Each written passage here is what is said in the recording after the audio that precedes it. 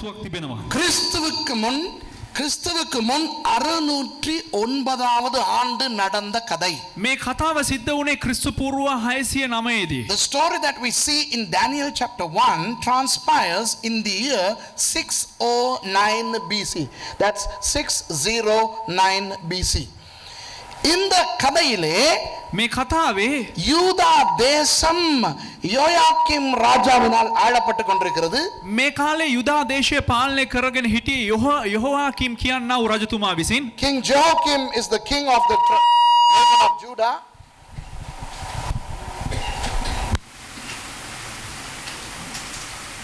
පාලනය කරගෙන සිටියා. பாபிலோனின் பேரரசனாய் இருந்த நேபுகாத்நேசார் முழு உலகத்தையும் கைப்பற்றி விட்டான்.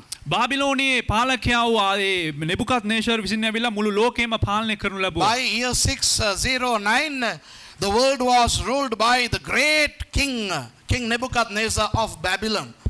இப்போ அந்த ராஜா நிறைய நாடுகளை பிடித்திருக்கிறபடினால் දැන් මේ රජතුමා ඇවිල්ලා බොහෝ රටවල් අල්ලාගෙන තිබෙන නිසා அரசாங்க உத்தியோகம் செய்வதற்கும் මේ රජයෙන් ලැබුණා වූ රජේ ராஜகாரிවල නිරත වෙන්නත් கைப்பற்றின அந்த தேசங்களை சரியாக ஆளுவதற்கு தலைவர்களும் அவனுக்கு தேவைப்பட்டன. ඒ තමන් යටත් කරගත්තා වූ යටත් විජිතයන් වලටත් ඇවිල්ලා පාලකවරුන් අවශ්‍ය වුණා. Now King Nebuchadnezzar had conquered the whole then known world, and now he needed officials in his government to execute all the rules and regulations in all those nations that are now under the nation of Babylon.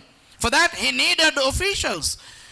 அந்த பாபிலோனிலே போதிய அளவு ஞானிகள் இருக்கவில்லை. ඒ බාබිලෝනිය ඇවිල්ලා ඊතරම් ඥානවන්තයන් සිටින රාජ්‍ය පාලනය කරන්න. ஆகவே தாங்கள் பிடித்திருந்த அந்த நாடுகளிலே யாராவது ஞானிகள் நல்ல அரசாங்கத்திலே வேலை செய்பவர்கள் இருக்கிறார்களா என்று நேபுகாத்நேச்சார் பார்த்தான். ඒ නිසා මේ නෙබුකද්නේසර් රජතුමා හොයලා බැලුවා වෙලාව තමා වටා තිබෙනා වූ රටවල ඇවිල්ලා තමාගේ රජයට ඇවිල්ලා වැඩ කරන්න හොඳ ඥානවන්තයන් ඉන්නවද කියලා. அப்பொழுது அவன் கேள்விப்பட்டான். එතකොට ඔහුට අහන්න ලැබෙනවා நாங்கள் பிடிக்காத අපි යටත් කරගත්ත නැති ஆனால் பிடிக்க தேவையில்லாத නමුත් යටත් කරගත්ත නොයුතු යුතු ஒரு குட்டியோண்டு ஒரு நாடு இருக்கிறது. ඉතා කුඩා දේශයක් තියෙනවා කියලා. அதுக்கு பேர் தான் யூதா.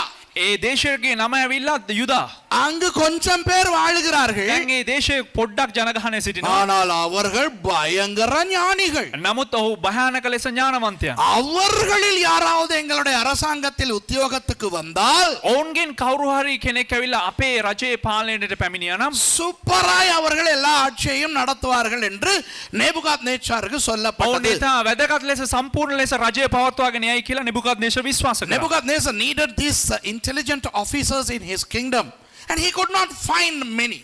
So he inquired as to what nation contains those people, and he heard that there is a tiny little nation called the nation of Judah, where there are so many intelligent people.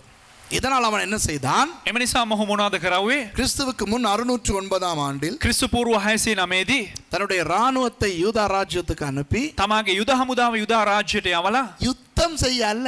යුද්ධ කරන්න නොවේ. ஏனென்றால் யூதா ராஜ்யம் குட்டியோண்டு ராஜ்யம். ඒ කියන්නේ යුදා රාජ්‍ය කියලා කියන්නේ පොඩි ඉතා රටක්. ஆனால் அங்கு போய் එහෙට ගිහිල්ලා இந்த அரச நல்ல ராஜ குலத்தாரில் මේ රාජ්‍ය තන්ත්‍රයේ සිටිනා වූ පුද්ගලයන්ව நல்ல படித்த நல்ல நல்ல அருமையான வாலிபர்களை பிடித்து கொண்டு வர හොඳ අධ්‍යාපන සුදුසුකම් තිබෙන තරුණයන්ව රැගෙන එන්න පටන් ගත්තා. அவர்களை பாபிலோனுக்கு கொண்டு வந்து ඔවුන්ව බාබිලෝනියට ගෙනල්ලා அங்கு 3 வருஷம் அவர்களுக்கு பாபிலோனிய மொழியை கற்றுக் கொடுத்து අවුරුදු 3ක පමණ කාලයක් බාබිලෝනිය භාෂාව පිළිබඳව පුහුණුවක් දීලා அதற்கு பிறகு அவர்களை அரசாங்கத்திலே பயன்படுத்த. ඊට පසු ඔවුන් මේ රජයට භාවිත කරන්න පටන් ගත්තා. There was no need of a war because Judah was so tiny compared to the huge Babylon. So Nebuchadnezzar sent his troops to the nation of Judah to bring back some elite, talented, educated young men of royal descent so that they could undergo a 3-year training in Babylon, subsequent to which they could become officials in that state. இப்போ நாங்கள் வசனங்களிலே கொஞ்சம் வாசிப்போம். දැන් අපි බයිබලයේ වචනයන් සමහරක් කියවමු. தானியேல் முதலாவது அதிகாரம் முதலாவது வசனத்தை வாசிப்போம். දානියෙල් පළවෙනි පරිච්ඡේදයේ පළවෙනි පදය කියවමු. Verse 1 of Daniel chapter 1 says, in the 3rd year of the reign of Jehoiakim king of Judah, Nebuchadnezzar king of Babylon came to Jerusalem and besieged it. ஜூதாவின் ராஜாவாகிய யோயாக்கீம் அரசாண்ட 3ஆம் வருஷத்திலே பாபிலோனின் ராஜாவாகிய நேபுகாத் நேசார் எருசலேமுக்கு வந்து அதை முற்றுகை போட்டான். युदाही राजू योयाकीम के राज्य किरीमे तुमवेनी बाबिलोनी राजू नेबुकद्नेसर राज्य यरूशलेमට ඇවිත් ඒක වටලා ගත්තේය. இரண்டாவது வசனம் சொல்லுகிறது, දෙවනි පදේ කියනවා verse 2 says, and the Lord delivered Jehoiakim king of Judah into his hand along with some of the articles of the temple of God. These he carried off to the temple of his God in Babylonia and put in the treasure house of his God. அப்பொழுது ஆண்டவர் ஜூதாவின் ராஜாவாகிய யோயாக்கீம் தேவனுடைய ஆலயத்தின் பாத்திரங்களில் சிலவற்றை அவன் கையிலே ஒப்பு கொடுத்தார். அவன் அந்த பாத்திரங்களை சினையார் தேசத்தில் உள்ள தன் தேவனுடைய கோவிலுக்கு கொண்டு போய் அவைகளை தன் தேவனுடைய பண்டகசாலையிலே வைத்தான். ස්වාමින් වහන්සේද යුදායි රජු යොහයාකීම් සහ දෙවියන් වහන්සේගේ ගෘහයේ බඩු වලින් කොටසක් ඔහු අතර දුන්සේක. ඔහු ඒවා ශීනාර් දේශයේ තමාගේ දෙවියන්ගේ ගෘහයට ගෙනවිත් ඒ බඩු තමාගේ දෙවියන්ගේ භාණ්ඩාගාරයේ තැබුවේය. நல்லது. இப்போ நீங்கள் கொஞ்சம் கற்பனை செய்ய வேண்டும். දැන් හොඳයි පොඩ්ඩක් දැන් ඔබලා මේ මවල බලන්න නැත්නම් කල්පනා කරලා You බලන්න. need to imagine certain things now. Imagine that you are living in the nation of Judah, okay? நீங்கள் இந்த யூதா தேசத்திலே வாழுவதாக நினைத்துக்கொள்ளுங்கள். දැන් ඔබලා හිතා ගන්න ඔබලා ජීවත් වෙන්නේ යුදා දේශයේ කියලා. இப்போ யூதா தேசத்துல என்ன எல்லாம் இருக்கிறது? යුදා දේශයේ මොනවද තියෙන්නේ? தேவாலயம் இருக்கிறது. දේව මාලිගාව තියෙනවා. தேவ பிரசன்னம் இருக்கிறது. දෙවියන් වහන්සේගේ අභිමුඛත්වයේ තියෙනවා. தீர்க்கதரிசிகள் இருக்கிறார்கள். අනාගත වක්තෘවරුන් ඉන්නවා. நல்ல ஒரு ராஜா இருக்கிறார். හොඳ රජ කෙනෙක් ඉන්නවා. யோயாக்கீம் ராஜா யாருடைய வம்சத்திலே வந்தவர்? යெහෝයාකීම් රජතුමා කාගේ වංශයෙන්ද පැමිණියේ? தாவீதுடைய வம்சத்திலே வந்தவர். දාවිද්ගේ වංශයෙන් පැමිණියේ. இப்போ நீங்கள் அந்த யூதா தேசத்திலே வாழுகிறீர்கள் என்று நினைத்துக்கொள்ளுங்கள். දැන් ඔබලා හිතා ගන්න අවශ්‍යයි ඔබලා යුදා දේශයේ ජීවත් වෙනවා කියලා. அதுபோல நீங்கள் நினைத்துக்கொள்ளுங்கள் நீங்கள் வாலிபர்கள் என்று. ඒ වගේම ඔබලා හිතා ගන්න අවශ්‍යයි ඔබලා තරුණයෝ இப்போ කියලා. இந்த இடத்துல இருக்கிற வாலிபர்களுக்கு நீங்கள் வாலிபர்கள் என்று கற்பனை பண்ண தேவையில்லை. දැන් මේ ස්ථානයේ තරුණයන්ට ඇවිල්ලා ඔබලා තරුණයෝ කියලා හිතන්න අවශ්‍යතාවයක් නැහැ. ஆனால் வாலிபத்தை கடந்து வந்தவர்களுக்கு ஞாபகம் இருக்கும் தானே முன்பு வாலிபர்களாக இருந்தபோது எப்படி இருந்தீர்கள் என்று. නමුත් තාරුණ්‍ය පසු කරලා ආවා වූ මේ අයට ඇවිල්ලා ඔබලාට මතක ඇතිනේ ඔබ තරුණයන් ලෙස කෙසේද සිටියේ කියලා. அப்ப நீங்கள் கொஞ்சம் கற்பனை செய்து பார்த்துக் கொள்ளுங்கள். நீங்கள் யூதா தேசத்திலே வாழுகிற வாலிபர்களா. ඒ නිසා ඔබලා මෙනෙහි කරලා බලන්න දැන් ඔබලා යුදා දේශයේ ජීවත් වෙන්නව තරුණයන් Now කියලා. you better imagine that you are living in a nation called Judah, okay? There is the temple, the prophets, and a wonderful king called King Jehoiakim, a descendant of David himself. And imagine that you are a young lad, okay? நீங்கள் வாலிபன் மாத்திரமல்ல, நீங்கள் வந்து ராஜாவினுடைய சொந்தக்காரர். ඒ කියන්නේ ඔබ තරුණයන් පමණක් නොවේ ඇවිල්ලා ඔබ රජතුමාගේ නෑදෑයන්. நல்ல வசதி இருக்கிறது. யூதா ராஜ்யம் செழிப்பாய் இருந்தது அந்த ඒ நேரத்தில். කියන්නේ යුදා රාජ්‍ය ඇවිල්ලා හොඳට ස්වයං පෝෂිත තිබ්බා වූ එක රටක්. Imagine you are also related to the king, okay? You are of royal descent. And you know the nation of Judah was thriving financially and in prosperity those days. So you are having a very wonderfully blessed life in Judah. நீங்கள் நல்ல ஆசீர்வாதமான சுபிட்சமான ஒரு வாழ்க்கை வாழ்ந்து கொண்டிருக்கிறீர்கள் யூதாவில். එහෙමනම් ඔබලා දැන් හිතා ගන්න ඔබ ආශිර්වාදවත් හොඳ සඵලවත් ජීවිතයක් යුදාහි ගත කරනවා කියලා. நீங்கள் එතකොට දැන් ඔබ பாவம் செய்கிற ஒரு ஆளும் அல்ல என்று நினைத்துக் கொள்ள வேண்டும். පාපය නොකරන්නා වූ පුද්ගලයෙක් ලෙසත් ඔබට හැඟෙන්න අවශ්‍යයි. தேவாலயத்துக்கு தினமும் போகிறவர், දිනපතාම දේව මාලිගාවට යනවා. ஆண்டவருக்குள்ள இருப்பவர், දෙවියන් වහන්සේ තුල සිටිනවා. நல்ல படித்தவர். හොඳට ඉගෙන ගත්ත පුද්ගලයෙක්. அதோடு இந்த தேவையில்லாத சொரித்தனமான வியாதிகள் எல்லாம் உங்களுக்கு இல்லை என்றும் நினைத்துக் ඒ கொள்ளுங்கள். වගේම ඔබ හිතා ගන්න අවශ්‍යයි ඔබට මේ අනවශ්‍ය වැඩකට නැති මේ රෝග එහෙම නැහැ இந்த කියලා. இருமல், காய்ச்சல், தலைவலி, மயக்கம் அதெல்லாம் ஒன்று கிடையாது என்று நினைத்துக் கொள்ளுங்கள். கற்பனை. මේ කැස්ස මේ ඔළුවේ කැක්කුම අර ගහිල්ල මේ කැහිල්ල මේ කිසි දෙයක් නැහැ කියලා ඔබලා හිතා ගන්න Now අවශ්‍යයි. you need to also imagine that you are a well educated young person and you are not ill. You don't cough, you don't take Panadols, and you are not a feeble bloke, but you are a very healthy, handsome, wonderful person. இப்போ நீங்க நினைக்க கற்பனை பண்ணுங்க. புரியுதா? இப்போ நீங்க கற்பனை பண்ண ரெடியா? දැන් ඔබලා මේ කල්පනා කරන්න ලෑස්තිද? இது கற்பனை பண்ணா தான் பிரசங்கமே விளங்கும். මේක කල්පනා කරවුවා නම් සිතුවා නම් තමයි ඇවිල්ලා මේ දේශනාවම ඔබලාට අන්තර්ගත වෙන්නේ. மண்ணு மாதிரி பார்த்துக்கிட்டு இருந்தா ஒண்ணும் விளங்கி தரல. නිකම් මේ පස් වගේ ගල් වගේ හිටියා නම් කිසි දෙයක් වැටහෙන්න යන්නේ නැහැ. இப்போ நீங்கள் இப்படி சுபிட்சமாக சந்தோஷமாக நீங்கள் வாழ்ந்து கொண்டிருக்கும் பொழுது දැන් ඔබලා මේ ආකාරයෙන් සන්තෝෂෙන් ජීවත් වෙලා ඉන්නකොට திடீரென பாபிலோன் தேசத்தார் வந்து உங்களை கைப்பற்றி கொள்ளுகிறார். එක පාරටම ඇවිල්ලා බාබිලෝන් දේශයෙන් ඇවිල්ලා ඔබව යටත් විජිතයක් කරගන්නවා. ඔබව වහලට ගන්නවා. Imagine when you are really living a wonderful life financially, in prosperity and also spiritually. You are such a wonderfully spiritualized person. You go to the temple, you worship, you read the Torah, you are a wonderful person. And all of a sudden Babylonians invade your country. பாபிலோனியர்கள் உங்களுடைய நாட்டுக்கு வந்து දැන් බාබිලෝනය ඔබගේ රටට පැමිණිලා பொறுக்கி எடுக்கிறார்கள் வாலிபர்களை அவர்களுடைய நாட்டுக்கு கொண்டு போவதற்கு. තෝරාගෙන ගන්න ඇවිල්ලා තරුණයන් ඇවිල්ලා ඔවුන්ගේ රටට රැගෙන යනු පිණිස. The Babylonians come and hand pick some people, some young people to be taken to Babylon. Only blokes, only guys, okay, no girls. ஆண் வாலிபர்களை மாத்திரம், பெண்களை அல்ல. ඒ කියන්නේ තරුණයන් පමණයි ඇවිල්ලා තෝරාගන්න ඇවිල්ලා මෙහෙට කාන්තාවන් අදාළ වෙන්නේ නැහැ. நீங்களும் மாட்டிக்கொண்டீர்கள். ඔබත් දැන් ඒකට අහු වෙනවා. உங்களையும் செக் பண்ணுகிறார்கள் வந்து. දැන් ඔබවත් ඇවිල්ලා සොයලා බලනවා. தடுமல் அடிக்கடி வருமா? නිතරම මේ හෙම්බිරිසාව එනවද? இல்ல. නෑ. காய்ச்சல் கீச்சல் උණේ එනවද මොනවා හරි? இருமல் கிருமல் මේ හෙම්බිරිසාව නැත්තම් කැස්සා නම් මොනක් තියෙනවද නැහැ. உடம்புல அங்க இங்க சொறிக்கிரி இருக்கா? මේ ඇඟේ අරේ මේ කහනවද? මේ වගේ තියෙනවද රෑ? தலையில சொடுகு கிடுகு මේ ඔළුවේ ඇවිල්ලා මේ හිස්සොරියා නම් මොනක් තියෙනවද? பேன் கீன் මේ උකුණෝ මේ මකුණු එහෙම ඉන්නවද? வந்து செக் பண்றானுங்க. ඇවිල්ලා චෙක් කරනවා. நீங்க இல்லனாலும் ඔබ නැහැ කිව්වත් பார்க்கறானுங்க சொடிக்கிரி இருக்குதான். ඇවිල්ලා මේ හොඳට හොයලා බලනවා ඇවිල්ලා. Now imagine, you know, these soldiers come and then they are questioning you. Hey, do you fall sick all the time? No. Do you take Panadols? No. Do you have any rash in your body? No. Do you have any skin disease? Do you have dandruff on your head?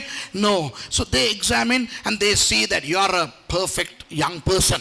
அப்போ அவர்கள் வந்து உங்களை சோதித்து பார்த்து நீங்கள் super ஆள் என்று දැන් கண்டுபிடிக்கிறார்கள். ඔවුන් ඇවිල්ලා පරීක්ෂණ පවත්වලා බලන වෙලාව ඔබලාට කිසිම දෙයක් මේ වගේ නැහැ කියලා ඔබලා හොඳ අය කියලා. அப்புறம் கேட்கிறார்கள், நீங்கள் நல்ல காலையில எழும்பி உடற்பயிற்சி செய்கிறவரா, விளையாடுகிறவரா? එතකොට ඔවුන් උදෑසන නැගිටලා අහන වෙලාව නුඹලා උදෑසනම නැගිටලා හැමදාම ශරීර සුවතා කරනවද කියලා. ஆமா வாலிபால் எல்லாம் விளையாடுறோம், ඔව් එතකොට වොලිබෝල් එහෙම ගහනවා. கிரிக்கெட் எல்லாம் விளையாடுறோம். ක්‍රිකට් එහෙම ගහනවා.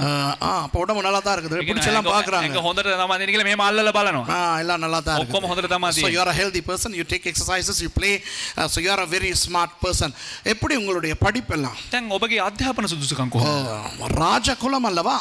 මේ රජ පවුලකින් පැවතෙන්නේ. நல்ல நல்ல ஆசிரியர்கள் வந்து உங்களுக்கு கற்றுக் கொடுத்து நல்ல படித்தவர். එහෙනම් හොඳ ගුරුවරු ඇවිල්ලා ඔබට හොඳට උගන්වලා ඇවිල්ලා හොඳට ඉගෙන ගත්ත උගතමනා ශිල්පයට සරිලන අය. They also examine of your qualifications. Are you qualified? Can you read and write? Of course, you know, we are of royal descent. We have wonderful teachers.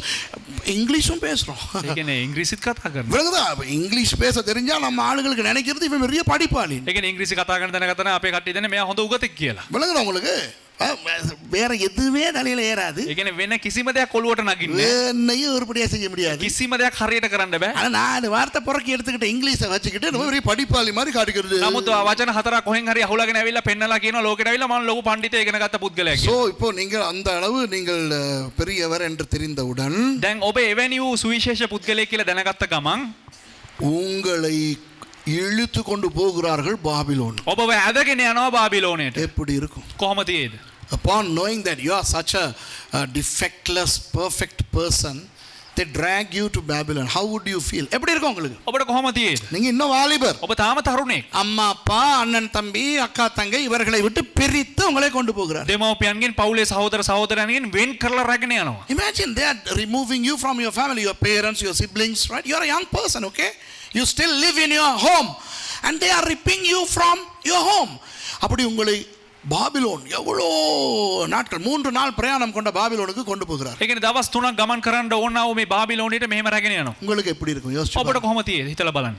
வெறுக்குமா இல்லையா? එපා වෙන්නේ නැතු වේද? ஆண்டவர் மேல கோபம் வருமா? දෙවියන් වහන්සේ කෙරේ තරහක් එයින්ද නැද්ද? ஆண்டவர் மேல நீங்க நினைப்பீங்களா இல்லையா இவ்வளவு பக்தியா நாங்க இருக்கிறோம்? ඔබ හිතනද අපි මෙච්චර භක්තිමන්තව හිතනවා? யூதர்கள் යුදෙව්වන් தேவாலயத்திலே ஆண்டவரை ஆராதனை செய்கிறவர்கள் දේව මාලිගාවේ දෙවියන් වහන්සේව නමස්කාර කරන්නේ. இங்கே இருக்கிற அந்த அந்நிய புறஜாதியான் வந்து எங்களை கொண்டு போகிறானே. මෙහි ඉන්න අන්‍ය ජාතික ඇවිල්ලා අපිව රැගෙන යනවා. Wouldn't you get upset that you are dragged away from Judah? You are a devout Jew and you believe in God, and now a heathen is coming and removing you from your land. Imagine the kind of pain you would have in your heart. எவ்வளவு வேதனை ஒன்று வரும். කෙතරම් වේදනාවක් පැමිණේ. You would even get upset with God. Why didn't God protect me of all? Why me? I am a devout godly Jew. Why me? நான் ஆண்டவருக்கு பக்தியாய் இருக்கிறேனே. මම දෙවියන් වහන්සේට භක්තිමන්තව ඉන්නවනේ. ஏன் என்னை பிடித்து கொண்டு ඒ போகிறார்? මාව අල්ලගෙන රැගෙන යන්නේ. பிடித்து கொண்டு போவதற்கு மற்றவர்கள் இல்லையா? අල්ලගෙන යන්න වෙන කවුරුත් නැද්ද? இப்போ இவர்கள் வாலிபர்கள் என்றபடினால் දැන් මොවුන් තරුණයන් නිසා மற்ற வாலிபர்களை தெரியும் இவர்களுக்கு. අනිත් තරුණයන්ත් මොවුන්ට දන්නවා. கள்ளத்தனம் பண்ணுகிறவனை தெரியும். හොර වැඩ කරන අය දන්නවා. பைபிள் வாசிக்கிறதாக வாசிக்காமல் நடிக்கிறவனை தெரியும். බයිබලේ කියවනා වගේ කියවන්නේ නැති අය දන්නවා. ஒர்க் டியூட்டி செய்யற மாதிரி நடிக்கிறவனை தெரியும். මේ වර්ක් ඩියුටි කරනවා වගේ ඒ වගේ රඟපාන අය දන්නවා. விளங்குதா? ஜெபம் பண்றவன் மாதிரி நடிக்கிறவனை ඒක தெரியும். යාඥා කරනවා වගේ රඟපාන අය பைபிளை දන්නවා. திறந்து வச்சுக்கிட்டு வாசிக்கிற மாதிரி வாசிக்காம இருக்கிறவனை ඒ தெரியும். කියන්නේ බයිබලේ පෙරලාගෙන ඇවිල්ලා කියවනවා වගේ ඇවිල්ලා කියවන්නේ නැතුව ඉන්න අය දන්නවා. அப்போ இந்த நீங்கள் யோசிக்கலாம், එහෙනම් ඔබ හිතන්න පුළුවන් ஏன் பாபிலோனியர்கள் என்னை பிடிக்க ஆண்டவர் விட வேண்டும்? ඇයි බාබිලෝනියන් වරුන් මාව අල්ලගෙන යන්න දෙවියන් වහන්සේ එහෙම නියම කරන්නේ? Now you know you are a perfect young person, but you know some other young people who are not as perfect as you are. They don't read the word the way you are. They don't pray the way you pray. You know they are not they are not blameless. So why did God not allow them to be taken, but me? Why me? அந்த யோசனை வருமா இல்லையா? ඒ සිතවිල්ල එන්නේ නැතු වේද? அந்த யோசனை 4 பேருக்கு வந்திருக்கும். ඒ සිතවිල්ල ආවා 4 දෙනෙකුට. தானியேல், දානියෙල්, அசரியா, அனனியா, மிஷாவேல். දානනියා, අසරියා, මිෂායෙල්. அசரியா, அனனியா, அசரியா. The three, there were 4 guys. Verse 6. 6வது வசனத்தை வாசிங்க. 6 වෙනි පදේ කියවන්න. Among these were some from Judah, Daniel, Hananiah, Mishael and Azariah. அவர்களுக்குள் யூதா புத்திரர்களாகிய தானியேல், அனனியா, மிகாவேல், அசரியா என்பவர்கள் இருந்தார்கள். ඔවුන් අතර යුදා පුත්‍රයන්ගෙන් දානියෙල්ද හනනියාද මිෂායෙල්ද අසරියාද වූයේය. இந்த பெயர்கள் ரொம்ப அழகான பெயர்கள் ஐயா. මේ ලස්සන මේ නම් ඉතා ලස්සන නම්. விருப்பமானவர்கள் எழுதிக் கொள்ளுங்கள். කැමති අය ලියා ගන්න. தானியேல் என்றால் என்ன அர்த்தம் தெரியுமா? දානියෙල් කියනවා නමේ අර්ථය කුමක්ද දන්නවද? தேவன் என் நியாயாதிபதி. දෙවියන් වහන්සේ මාගේ විනිශ්චයකාරයා. The name Daniel means God is my judge. அனனியா என்றால் என்ன தெரியுமா? හනනියා කියලා කියන්නේ මොකක්ද දන්නවද? தேவன் கர்த்தர் கிருபை உள்ளவர். ස්වාමින් වහන්සේ කරුණාව දක්වන්න. Hananiah means Yahweh, Lord is gracious. Mishael என்றால் මිෂායෙල් කියලා කියන්නේ தேவனுக்கு ஒப்பானவன் யார்? දෙවියන් වහන්සේට සමාන වූ පුද්ගලයා කවුද? Mishael means who can be compared unto God. அசரியா என்றால் අසරියා කියලා කියන්නේ கர்த்தர் எனக்கு உதவி செய்திருக்கிறார். ස්වාමින් වහන්සේ මට උපකාර කර තිබෙනවා. Azariah means the Lord has helped. Look at these names, wonderful spiritual names. அருமையான பெயர்கள். ඉතින් ලස්සන නම්. எனக்கு இந்த நம்ம பிரதர் நிரோஷன் வந்திருக்காரு யாழ்ப்பாணத்துல இருந்து. මේ සහෝදර නිරෝෂන් ඇවිල්ලා ඉන්නවා යාපනයේ ඉඳලා. என் உயிரை வாங்கிக்கிட்டே இருக்கிறார். මගේ පණ අරගෙනම ඉන්නවා. பாஸ்டர் உங்க ஞானஸ்நான பேர் என்ன? ஞானஸ்நான பேர் என்ன? ஞானஸ்நான பேர் என்ன? පාස්ටර් ඔයාගේ බෞතිස්මය දෙනකොට දුන්න නම් මොකද්ද? බෞතිස්මය දුන්නකොට දෙන නම් මොකද්ද? கண்டியில ஞானஸ்நானம் கொடுக்கும்போது பேர் மாத்திர பழக்கம் இல்லை. ඒ කියන්නේ නුවර බෞතිස්මය දෙනකොට ඇවිල්ලා නම් වෙනස් කරන පුරුද්දක් නැහැ. ஞானஸ்நானத்துக்கு முந்தியும் நான் சுரேஷ் செல்வகுமரன் ராமச்சந்திரன், ஞானஸ்நானத்துக்கு பிறகும் நான் சுரேஷ் செல்வகுமரன் ராமச்சந்திரன். බෞතිස්මයට කලින් සුරේෂ් සෙල්වකුමාරන් රාමචන්ද්‍රන්, බෞතිස්මයට පසුවත් සුරේෂ් සෙල්වකුමාරන් රාමචන්ද්‍රන්. ஆனால் இந்தியாவிலே யாழ்ப்பாணத்தில் எல்லாம் ஞானஸ்நானத்தின் போது பெயர் மாற்றுவார்கள். ඒක ඉන්දියාවේ යාපනයේත් ඇවිල්ලා බෞතිස්මයට පසුව නම මාරු කරනවා. சுப்பிரமணி ஜோசப்பா மாறுவான். සුප්‍රමණි ජෝසප් ලෙස වෙනස් වෙනවා. வெங்கடாச்சலம் வந்து தானியேலா மாறுவான். ඒ කියන්නේ පෙරේරා ඇවිල්ලා දානියෙල් වගේ මාරු වෙනවා. நடக்குதா உங்களுக்கு? நமக்கு அதெல்லாம் கிடையாது. අපිට ඒව නැහැ. இப்போ இந்த 4 பேருக்கும் இருக்கிற பெயர்கள் දැන් මේ 4 දෙනාට තිබෙනා වූ නම් அழகான ஆசீர்வாதமான பெயர்கள். ඉතා ලස්සන අලංකාර වූ ආශිර්වාදවත් නම්. These 4 young men were given wonderful names, godly names, and Jews had a thing about these names. You know, they are very particular about naming their children, and if something contrary to their nature happens, the name would be changed. இப்போ யூதர்கள் பேர் வைக்கும் பொழுது கவனமாய் தான் வைப்பார்கள். දැන් යුදෙව්වන් ඇවිල්ලා යම්කිසි නමක් තබනකොට දරුවෙකුට ඉතා ප්‍රවේශමෙන් තමයි නම තබන්නේ. அவன் பெரிதாய் வளர்ந்து அவனுடைய நிலை மாறினால் பெயரை மாற்றுவார்கள். ඒ කියන්නේ ඔහු වර්ධනය වෙලා ඔහුගේ තත්ත්වය වෙනස් වුණා නම් නම වෙනස් කරනවා. ஒரு சில உதாரணங்களை சொல்லுகிறேன். එක උදාහරණයක් කියන්නම්. மயிரழகன், மயிலா, මයිලා எபிரேய மொழியில எப்படி? හෙබ්‍රේව භාෂාවෙන් කොහොමද? Esau. ඒසව්. You know, Esau in Hebrew means the one, the hairy guy. Okay? அப்போ அவன் பிறக்கும் பொழுது உடம்பிலே நிறைய மயிர் இருந்தபடினால் ஏசா மயிரழகன் என்று பெயர் வைத்தார். දැන් ඔහු ඉපදෙනකොට ඇවිල්ලා ඔහුගේ හැමතැනම මේ මයිල් තිබුණ නිසා මයිලා කියලා නැත්නම් ඒසව් කියලා තිබ්බා. ஒரு நாள் பெரிதாய் வந்த பிறகு அவனுடைய தம்பி சிவப்பு நிற கூழ் காய்ச்சி கொண்டிருந்தான். ඒ කියන්නේ ඔහු වැඩි ලොකු වුණාට පස්සේ ඔහුගේ ඔහුගේ මලයා මේ රතු පාට මොකද්ද පරිප්පු හොද්දක් උදව් සුප් එකක්ද හදාගෙන හිටියා. அப்ப இவன் வந்து அந்த சிவப்பான கூழில் எனக்கு கொஞ்சம் தாடா தம்பி என்றான். එතකොට ඔහු කියන වෙලාව මලයා මට අර මේ රතු පාට අර කැඳ එක දෙන්න කියලා කියනවා. உடனே அவனுக்கு புது பேர் ஒன்று දැන් வைக்கப்பட்டது. එක පාට ඇවිල්ලා ඔහුට එක අලුත් නමක් තියෙනවා. ஏதோம். ඒදෝම්. ஏதோம் என்றால் என்ன? ඒදෝම් කියලා කියන්නේ කුමක්ද? சிவப்பான். ඒ කියන්නේ මේ රතා. රතා. And when he grew up, and one day his brother Jacob was making some lentil stew, and he comes and says, "Hey, can I have some of those red whatever you are cooking?"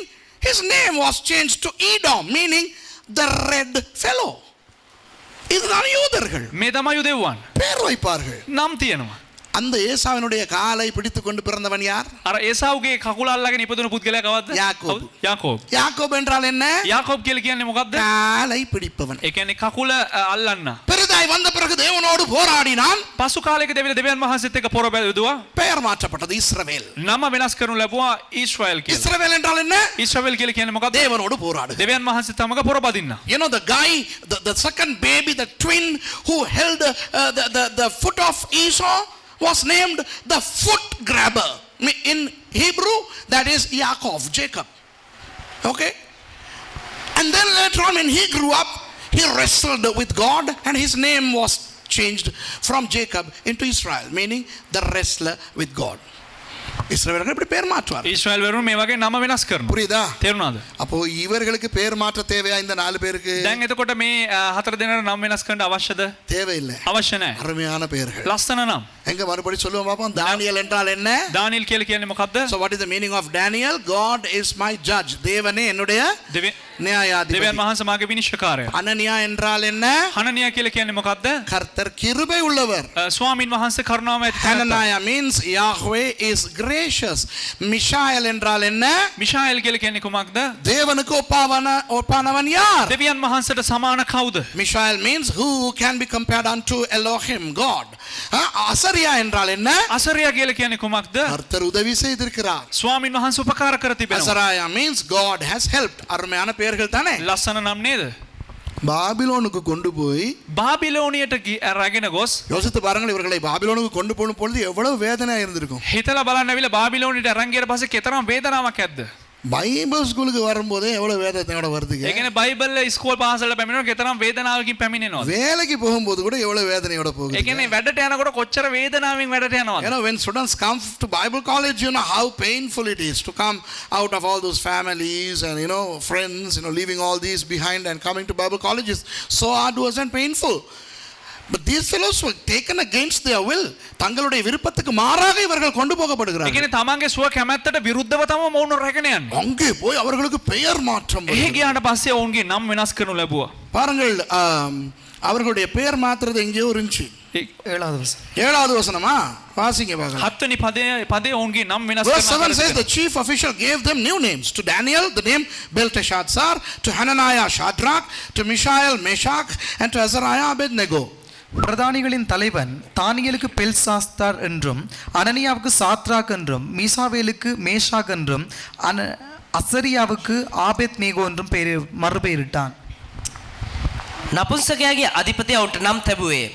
ඔහු දානියෙල්ට බෙල්ටෙෂර්ද, හනනියාට සද්‍රක්ද, මිෂායට මේෂෙක්ද, අසරියට අබෙද්නෙගෝද යන නම තැබුවේය. இப்போ இந்த பெயர்களின் அர்த்தத்தை சொல்லட்டுமா? දැන් මේ නම් වල අර්ථය කියන්නද? தானியேலுக்கு என்ன பெயர் வைத்தார்களா? දානියෙල්ට මොකක්ද නම? பெல்தெஷாத்சார். බෙල්ටෙෂර්සාර්. பெல்தெஷாத்சார் என்றால் ராஜாவுக்கு ஜீவனாய் இருப்பவன். බෙල්ටෙෂාත්සාර් කියන නමේ අර්ථය ඇවිල්ලා රජතුමාට ජීවත්ව සිටින්නා කියන අර්ථය දෙනවා. இல்லாவிட்டால் ராஜாவுக்காக ஜீவிப்பவன். නොමැතිනම් රජතුමා උදෙසා ජීවත් වෙන්නා කියන අර්ථකථනය The දෙනවා. Akkadian names mean thus.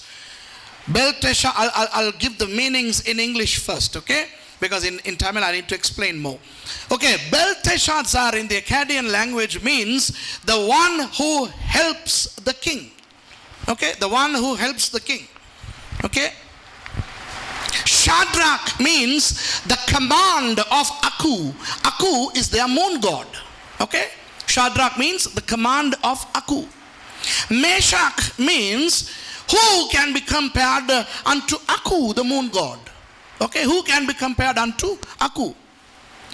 Abed-nego means Nego was the god of writing in Akkadian, in Babylonia.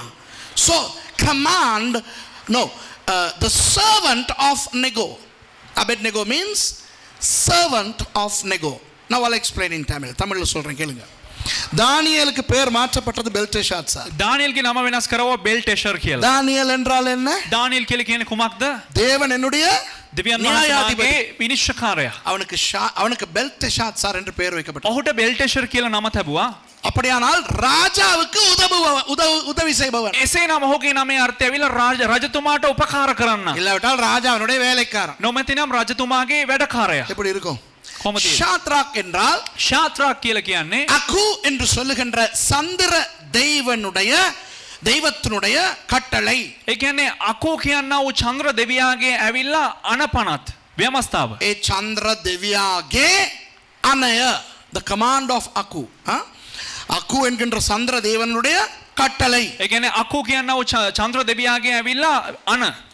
Meshach என்றால் මේෂක් කියලා කියන්නේ அந்த அக்கு என்ற சந்திர தெய்வத்துக்கு ஒப்பானவன் யார்? ඒ අකෝ කියනවා වූ චන්ද්‍ර දෙවියාට සමාන කරන්න පුළුවන් කවුද? அந்த மிஷாயல் என்றால் என்ன? අර මිෂායෙල් කියලා කියන්නේ කුමක්ද? தேவனுக்கு ஒப்பானவன் யார்? දෙවියන් වහන්සේට සමාන කළ හැක්කේ කවුද? அவனுக்கு மாற்றப்பட்டது பெயர் அக்கு என்ற அந்த சந்திர தெய்வத்துக்கு ஒப்பானவன் யார்? ඔහුගේ නම වෙනස් කරනු ලැබුවා. අකෝ කියනවා වූ චන්ද්‍ර දෙවියාට සමාන කළ හැක්කේ කවුද? எப்படி இருந்திருக்கும் அவனுக்கு? කොහොමද තියෙද ඔහුට? You know, Mishael means who can be compared unto God, and his name was changed to Meshach, meaning who can be compared unto the moon god Aku. Imagine the pain that this lad might have had in his heart. Abednego என்றால் என்ன? ආබේද්නෙගෝ කියලා කියන්නේ කුමක්ද? நெகோ என்பதுதான் அவர்களுடைய எழுத்து தெய்வம். ඒ කියන්නේ නෙගෝ කියලා කියන්නේ ඔවුන්ගේ අර මේ සාහිත්‍ය දෙවියා නැත්නම් රචනා කරන්න උ දෙවියා. அந்த எழுத்து தெய்வமாகிய நெகோவினுடைய வேலைக்காரன் என்று அர்த்தம். ඒ කියන්නේ අර ලියන දෙවියන්ගේ ලියන්නට අධිපති දෙවියාගේ ඇවිල්ලා වැඩකාරයා කියලා තමයි ආබේද්නෙගෝ කියන අර්ථය දෙන්නේ. யோசிச்சு பாருங்க பார்க்கலாம். දැන් හිතලා බලන්න. நிரோஷன் கேக்குறாரு, නිරෝෂන් අහනවා உங்களுக்கு ஞானஸ்தான பேர் இருக்கான்ட்டு. ඔබට බෞතිස්මයට නමක් තිබෙනවද කියලා. சரியா? இப்போ நான் ஒரு கேள்வி கேட்குறேன். ஐயா தம்பி, உன்னோட பேர் என்னன்னு சத்தமா சொல்லுங்க. கண்ணாடிக்கு பக்கத்துல இருக்கிறாள்.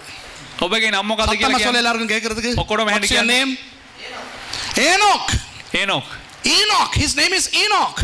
ஒரு வேதத்திலே ஒரு பக்தி உள்ள மனுஷனுடைய பெயர். බයිබලයේ ඇවිල්ලා භක්තිවන්තයෙක්ගේ නමක් ඔහුට තියෙන්නේ. சாகாமல் 365 வருஷம் உயிரோடு வாழ்ந்து தேவனால எடுத்துக்கொள்ளப்பட்டவன். ඒ කියන්නේ නොමැරි ඇවිල්ලා අවුරුදු 360ක් ජීවත් වෙලා ඇවිල්ලා දෙවියන් වහන්සේ විසින් ඉහළට ඔසවා ගන්නු ලැබු තැනත්තා. வேதாகம கல்லூரிக்கு வந்து படிக்கிறான். බයිබල් විද්‍යාලයට ඇවිල්ලා ඉගෙන ගන්නවා. ஊழியத்துக்கு படிக்கிறான். සේවයට ඉගෙන ගන්නවා. ஊழியக்காரனாக போகிறான். සේවකෙක් වගේ යනවා.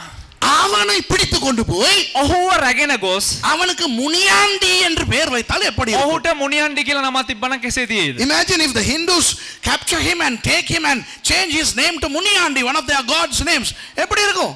முனியாண்டினா அவங்க கும்பிடுற ஒரு சாமி. දැන් ඔහුට කියලා මුනියන්ඩි කියලා නමක් තිබ්බනම් ඇවිල්ලා ඔහු නමස්කාර කරනවා දෙවිවරුන්ගේ නම. කොහොම තියෙද යාට ගෙනියලා බුද්ධ දහස කියලා තිබ්බොත්. பக்கத்துல கண்ணாடியோட உட்கார்ந்திருக்கவன பேர் வந்து ஆண்டன். මේ ළඟ ඉඳන් ඉන්න කෙනා පුද්ගලයාගේ නම ඇවිල්ලා ඇන්ටන්. அவனை பிடிச்சு கொண்டு போய் மாடசாமின்னு பேர் வச்சா எப்படி இருக்கும்? ඔහු ඇවිල්ලා අරන් කියලා ඇවිල්ලා ඔහුට තිබ්බනම් එහෙම නමක් මේ மாடசாமி කියන්නේ මොකක්ද? மாடசாமி කියලා. பெனியல் உனக்கு எப்படி இருக்கும்? உன்னை கொண்டு போயிட்டு என்ன முருகதாஸ்னு பேர் வச்சா. ඒ කියන්නේ බෙනියල් ඔයාව අරන් ගිහලා ඇවිල්ලා මේ ඔයාට මේ නමක් තිබ්බනම් ඇවිල්ලා මේ කාලිදාස් කියලා කොහොමද තියෙද? முருகதாஸ் காளிதாஸ். கொஞ்சம் யோசிங்க. පොඩ හිතලා බලන්න. எவ்வளவு வேதனை வந்திருக்கும். කොච්චර වේදනාවක් තියෙද? வேதனை வருமா இல்லையா? யோசிங்க பாக்க. වේදනාවක් එයිද නැද්ද? Imagine the pain. හිතලා බලන්න මේ වේදනාව. வாலிபர்களுடைய வேதனையை கொஞ்சம் புரிஞ்சுக்கிறீங்க. මේ තරුණයන්ගේ වේදනාව පොඩ්ඩක් තේරුම් ගන්න தங்களுடைய අවශ්‍යයි. வீட்டை விட்டு ஒதுக்கப்படுகிறார். තමන්ගේ නිවසෙන් ඔවුන්ව වෙන් කරනවා. தங்களுடைய நண்பர்களோடு, வாலிப வயது நண்பர்களோடு விளையாடி நண்பர்களோடு பொழுது போக்குகின்ற வயது. ඒ කියන්නේ තරුණ වයසේ තමන්ගේ යහළු මිත්‍රයන් එක්ක සෙල්ලම් කරලා විනෝද වෙන්නා වූ කාලයෙන් වෙන් அதிலே කරනවා. இருந்து பிடித்து கொண்டு போகிறார்கள். ඔවුන් එහෙන් ඉඳලා මෙහෙම පැහැරගෙන යනවා වෙනත් දේශයකට. தேவாலயம் இருக்கிற இடத்துல இருந்து கொண்டு போகிறார்கள். இப்ப දේව මාලිගාව තියෙන ස්ථානෙන් ඇවිල්ලා රැගෙන යනවා ඔවුන්ව. ஒன்றுமில்லாத ஒரு அந்நிய தேசத்துக்கு கொண்டு போய் කිසිවක් නොමැති වූ අන්‍ය දේශයකට රැගෙන ගොස් அங்கே வைத்து பெயர் மாற்றுகிறார்கள். එහි තියලා නම වෙනස් කරනවා. இப்போ சொல்லுகிறார்கள், දැන් කියනවා இனி எங்கள் மொழியை படி, ආයේ මේන් පසු අපේ භාෂාව ඉගෙන ගනි. எங்கள் மதத்தை படி. අපේ ආගම ගැන ඉගෙන ගනි. இந்த நாட்டு கலாச்சாரத்தின்படி 3 வருஷம் நீங்கள் பழகி මේ රටේ සංස්කෘතිය අනුකූලව ඒ දේවල් හැම අවුරුදු 3ක් ඉගෙනගෙන அதற்கு பிறகு நீங்கள் இந்த நாட்டுக்கு வேலை செய்ய வேண்டும். එයින් පසුව මේ දේශයට නුඹලා වැඩ කර යුතුයි. எப்படி இருக்கும்? කොහොම තියෙයිද? Imagine, young people, they play with friends, they are at home. That's the life, that's the time that they enjoy life. And they are ripped from their family, they are ripped away from their friends, they are ripped away from their nation, taken to a heathen land, and they are taught the heathen language and the heathen religion. Their names are changed, and after 3 years they are supposed to get into the state government service of that heathen land. Imagine the pain these young men would have had in their hearts. அந்த வாலிபர்களுடைய உள்ளத்திலே எவ்வளவு வேதனை வந்திருக்கும். ඒ තරුණයන්ගේ හදවත ඇතුලේ කෙතරම් වේදනාවක් තියෙන්නේ නැද්ද? நான் அவர்களில் ஒருவனாய் இருந்திருந்தால் මම ඒන් එක පුද්ගලෙක් නම් முதலாவது யார் மேல் எனக்கு கோபம் வந்திருக்கும்? ප්‍රථමයෙන් කා කෙරේද තරහ එන්නේ? If I was one of those young men, I would have become so angered with God. ஆண்டவர் மேல் கோபம் வந்திருக்கும். දෙවියන් වහන්සේ කෙරේ තමයි මට ප්‍රථමයෙන් කෝපය පැමිණෙන්නේ. நீங்க யோசிச்சு பாருங்க, உங்களுக்கு யார் மேல கோபம் ඔබ வரும்? හිතලා බලන්න වෙලා ඔබට කා කෙරේද කෝපය පැමිණෙන්නේ? நேபுகாத்நேச்சார் மேல கோபம் வராது. නෙබුකද්නේසර් කෙරේ කෝපය I would පැමිණෙනවා. not be angry against Nebuchadnezzar. After all, he is a heathen king. அவன் ஒரு அந்நிய ராஜா. ඒ අන්නේ රජ කෙනෙක් ගැන ஆண்டவர் ஏன் என்னை காப்பாற்றவில்லை? ඇයි දෙවියන් වහන්සේ මාව ආරක්ෂා කළේ Why නැත්තේ? didn't God protect me? I would have been so upset with God. ஆண்டவரோட கோபம் வந்திருக்கும் எனக்கு. දෙවියන් වහන්සේත් එක්ක මට කෝපය ඇවිල්ලා තියෙයි. அநியாயம் நான் ஆண்டவருக்குள்ளே இருந்தது என்று எனக்கு நினைவு வந்திருக்கும். අපරාධේ මම දෙවියන් වහන්සේ තුල හිටියේ කියනව සිතවිල්ල පැමිණේ. I would have felt it to be a in vain that I was a devout Jew. I would have thought. சரியா? அநியாயம் இந்த பெற்றாருக்கு பிறந்தது என்று நினைத்திருப்பேன். අපරාධේ මේ දෙමව්පියන්ට දාව ඉපදුනේ කියලා සිතවිල්ලක් එයි. I would have got so upset with my lineage,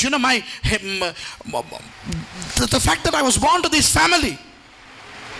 வாழ்க்கை வெறுத்திருக்கும் எனக்கு. මුළු ජීවිතේම එපා වෙලයයි. அன்றோடு நான் பக்தி இல்லாமல் போயிருக்கேன். එදායින් පසුව මගේ භක්තිවන්තකම නැති වෙයි. இப்போ அந்த நாட்டுக்கு போன உடனே දැන් ඒ රටට ගියායින් පසුව I am taken to that nation, right? இப்போ என்ன கொண்டு போயிட்டாங்க அந்த நாட்டுக்கு. දැන් මම ඒ රටට අරන් ගියා. தேவாலயம் இல்ல, දේවමාලිගාව නැහැ, குடும்பம் இல்ல, පවුලක් නැහැ, நண்பர்கள் இல்ல, යහළුවන් නැහැ. கொண்டு போய் எங்களை அடிமை மாதிரி வச்சு படிச்சு கொடுக்குறானுங்க. මේ වහල්ලු වගේ තියාගෙන ඇවිල්ලා උගන්වනවා. இனி நல்லா ஆண்டவரை மறந்துட்டு எல்லாத்தையும் விட்டு நல்லா தின்னு குடிச்சு ஜொலி பண்ணி செத்து தொலைஞ்சு போகலான்னு தான். දැන් ආයේ දෙවියන් වහන්සේ ඔක්කොම අමතක කරලා ඇවිල්ලා කාලා බීලා නටලා ඇවිල්ලා මැරලා යන්න තමයි තියෙන්නේ කියලා තමයි සිතුවිල්ල. பொறுப்பே எனக்கு வந்திருக்காது. ඒ කියන්නේ ජීවිතය ගැන කිසිම වැටහීමක් වගකීමක්ම නැති වෙනවා. ஆமாவா இல்லையா? ඔව්ද නැද්ද? நீங்க அப்படி செஞ்சிருப்பீங்களா இல்லையா? ඔබ එහෙම කරනවද නැද්ද? Wouldn't you have become like that, frustrated, fed up, fallen to the lowest ebb of desperity? I believe you would have, because I would have. அதனால தான் ஆண்டவர் என்னை அங்க படைக்கல. එම නිසා තමයි දෙවියන් වහන්සේ මාව එහෙ තිබ්බේ නැත්තේ. நீ சரி வராதடி. උඹ හරියන්නේ නැහැ ඒක. வேற 4 பேரை படைச்சார். වෙන 4 දෙනෙක් තියෙනවා කියලා That's තිබ්බේ. why God did not create me then, He created Daniel, Ananias, Azariah and Mishael. அவங்கள படைச்சு விட்டாராங்க. ඒ නිසා තමයි ඇවිල්ලා මේ 4 දෙනාම වුණු ලැබුවේ. அவர்கள் இவ்வளவு வேதனையோடு போய் මොවුන් 4 දෙනා මෙතරම් වේදනාවකින් යන අවස්ථාවේදී அவர்கள் என்ன செய்கிறார்கள் தெரியுமா? ඔවුන් මොනවද දන්නවද කරන්නේ? 8வது வசனத்தை வாசிங்க. 8 වෙනි පදේ කියවන්න. Read verse 8. It says, but Daniel resolved not to defile himself with the royal food and wine, and he asked the chief official for permission not to defile himself this way. தானியேல் ராஜாவின் போஜனத்தினாலும் அவர் பானம் பண்ணும் திராட்சரசத்தினாலும் தன்னை தீட்டுப்படுத்தலாகாதென்று தன் இருதயத்திலே தீர்மானம் பண்ணிக்கொண்டு தன்னை தீட்டுப்படுத்தாதபடிக்கு பிரதானிகளின் தனவிடத்திலே வேண்டிக் கொண்டான். එහෙත් දානියල් රජුගේ භෝජනයවත් ඔහු බොන මුත්‍රික පානයවත් අපවිත්‍ර නොවී සිටීමට තමාගේ සිතින් නියම කරගෙන එසේ අපවිත්‍ර නොවී සිටින්නට නපුංසකයාගේ අධිපතියාගෙන් අවසර ඉල්ලුවේය.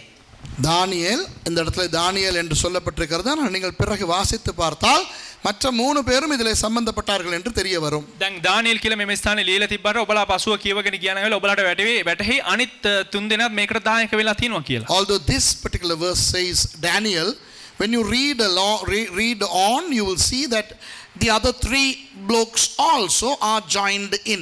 These 4 guys decide we are not going to defile ourselves. இந்த 4 பேரும் தீர்மானிக்கிறார்கள்.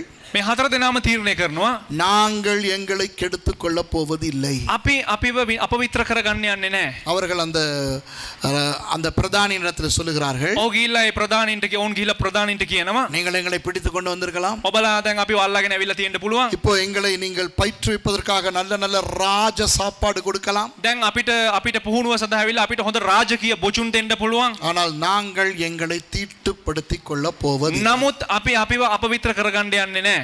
Even though you are going to treat us with the royal food and wine, we are not going to defile ourselves. ஏன்? ஏனென்றால் ඇයි කියලා කිව්වොත් ஆண்டவரை நேசிக்கிறோம். දෙවියන් වහන්සේට ප්‍රේම කරනවා. ஆண்டவரை நாங்கள் நேசிக்கிறோம். දෙවියන් වහන්සේට අපි ප්‍රේම කරනවා. ஆண்டவருக்கு விருப்பமில்லாததை நாங்கள் செய்ய மாட்டோம். දෙවියන් වහන්සේට අකමැති දේ අපි කරන්නේ නැහැ. We love God so much that we don't want to hurt him.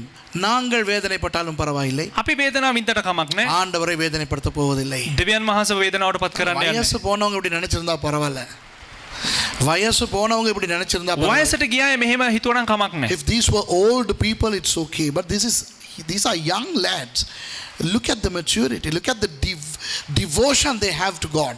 இவர்களுடைய பக்தியை, இவர்களுடைய அந்த அன்பை பாருங்கள். මොවුන්ගේ භක්තිවන්තකමත් ඒ වගේම මොවුන්ට තිබෙනා වූ දෙවියන් වහන්සේ කෙරේ ප්‍රේමයක් බලන්න. இவர்கள் சொல்லுகிறார்கள், මොවුන් කියනවා எங்களுக்கு இந்த இறைச்சி, மீன், முட்டை, இந்த ராஜா சாப்பிடுகிற சாப்பாடெல்லாம் தர வேண்டாம். අපිට මේ මස් මේ රජතුමා කන්නා වූ මේ රජතුමාගේ භෝජන අපිට කිසිම දෙයක් එපා. இந்த திராட்சை ரசம் எல்லாம் எங்களுக்கு මේ வேண்டாம். මේ මිදිඋෂ පවා අපිට එපා. எங்களுக்கு வெறும் மரக்கறிகளை தாருங்கள். අපිට නිකන් එළවලු පමණක් දෙන්න. தண்ணீரை குடிக்கிறோம், අපි වතුර පමණක් බොන්න. அது போதும். ඒ ඇති. அப்போ அவன் பார்க்கிறான், அந்த பிரதானி, දැන් එතකොට මේ ප්‍රධානියා බලනවා இந்த தெய்வமே, මගේ දෙයියනේ. ராஜா சொல்லி இருக்கிறார், රජතුමා කියලා තියෙනවා உங்களை எல்லாம் நன்றாக போஷித்து 3 வருஷத்துக்கு பிறகு அவர் முன் உங்களை நான் நிறுத்த வேண்டும். ඒ කියන්නේ ඔබලා සියලු දෙනාම ඇවිල්ලා හොඳට පෝෂණය කරලා අවුරුදු 3ක් පුහුණුව දීලා මම රජතුමා ඉදිරියට මම රැගෙන යන්න අවශ්‍යයි. ராஜா உங்களை பார்க்கும் பொழுது நல்ல புஷ்டி உள்ள பலசாலிகளாய் நீங்கள் இருக்க ඒ කියන්නේ வேண்டும். රජතුමා ඔබලා බලනකොට මහා බල සම්පන්න යෝධයෝ වගේ ඉන්න අවශ්‍යයි. நீங்கள் கேட்கிற சாப்பாட்டை நான் உங்களுக்கு கொடுத்தால், ඔබලා ඉල්ලන කෑම මම දුන්නා නම් ராஜா முன்னால போய் இப்படி நிப்பீங்க. රජතුමා ගාවට ගිහලා මේ විඳි. பேர் என்ன? பெல்டெஷாத்சா. නම මොකද්ද? බෙල්ටෙෂාත්සා. ஐயோ மயக்கமா. අයියෝ කරන්දි වගේ එනවා. ராஜா என்ன தெரியுமா பண்ணுவாரு? රජතුමා මොනවද දන්නවද කරන්නේ? உங்களை ஒண்ணும் பண்ண மாட்டாரு. ඔබලට මොනවද කරන්නේ? இழுத்து வாருங்கள் அந்த பிரதானியை. රැගෙන වරින්න අර ප්‍රධානියව. බෙල්ල කපලා දාන්න. தேவையா எனக்கு? අවශ්‍යද ඔහුට? இறைச்சி மீனெல்லாம் சும்மா தானே கிடைக்குது. මේ මාළුයි මසුයි නිකන් හම්බෙන්නේ. ராஜா சாப்பிடுறது தானே கொடுக்குறாரு. රජතුමා කන දේවල් දෙන්නේ. தின்னு கடங்களேடான்னு சொன்னார். මේ කාලා ඉන්න කියලා කිව්වා. So when Daniel, Hananiah, Azariah and Mishael told the chieftain, don't feed us the royal food and wine, but feed us just vegetables and water, that chieftain said, look, after 3 years when I present you all to the king, you'll be so feeble that he'll chop my head. I can't do this. அப்போ இவர்கள் சொல்லுகிறார்கள், එතන මොවුන් කියනවා சரி சரி, හරි ஒரு 10 நாளைக்கு எங்களுக்கு மரக்கறி மாத்திரம் கொடுத்து பாரும். දවස් 10කට පමණක් අපිට එළවලු දීලා විතරක් බලන්න. மற்றவர்கள் இறைச்சி மீன் சாப்பிடட்டும். ඒ කියන්නේ අනිත් අය මස් මාළු කාපුදේ. 10 நாள் என்றால் දවස් 10ක් කියලා ஒரு කියන්නේ வித்தியாசம் தெரியும் தானே? වෙනසක් තේරෙනවනේ. இறைச்சி மீன் சாப்பிடுகிறவர்களுக்கும் உங்களுக்கும் ඒ කියන්නේ මස් කන ඇටයි අපිටයි 10 நாள் பார்த்து விட்டு දැන් දවස් 10ක් බලලා அப்புறம் நீரே தீர்மானியம் என்று சொன்னார்கள். ඊට පස්සේ ඔබම තීරණය කරන්න කියලා කිව්වා. So they said, give us 10 days, feed us vegetables just 10 days, after which compare us with those who eat meat and wine. Okay? Chieftain said okay. මේ ප්‍රධානියා කිව්වා හරි කියලා. 10 நாளைக்கு பிறகு பார்த்தா දවස් 10කට පස්සේ බැලුවා නම් இறைச்சி மீன் முட்டை சாப்பிட்டவனுக்கெல்லாம் கொலஸ்ட்ரால், මේ- blood pressure, diabetes எல்லாம் මේ வந்து මස් මාළු කාපේවුන් හැම එකටම ඇවිල්ලා කොලෙස්ටරෝලුයි ඩයබටිකුයි අරකයි මේකයි හැම එකක්ම ඇවිල්ලා. இந்த 4 பேரும் சும்மா சூப்பரா இருக்கிறாங்க. දැන් මේ හතර දෙනා ඇවිල්ලා නියමට ඉන්නවා ඉස්තරම් විදියට. After 10 days, those fellows who ate the royal food were weaker than these 4 lads. These 4 lads were stronger. And the chieftain said, wonderful, I'll feed you what you want to feed me, what you want me to feed you. அந்த 10 நாளைக்கு பிறகு அவர் ඒ சொல்லுகிறார், දවස් 10ට පස්සේ මේ ප්‍රධානියා කියනවා ஆட இப்படியும் இருக்கோ? අයියෝ මේ එකක් තියෙනවා. சரிடி, நீங்க முழுக்க மரக்கறியும் தண்ணியும் தான் உங்களுக்கு சாப்பிடும். හරි දැන් ඉතින් උඹලට ඇවිල්ලා එළවලුයි වතුරයි පමණයි කන්න. 3 வருஷத்துக்கு. දවස් අවුරුදු 3කට.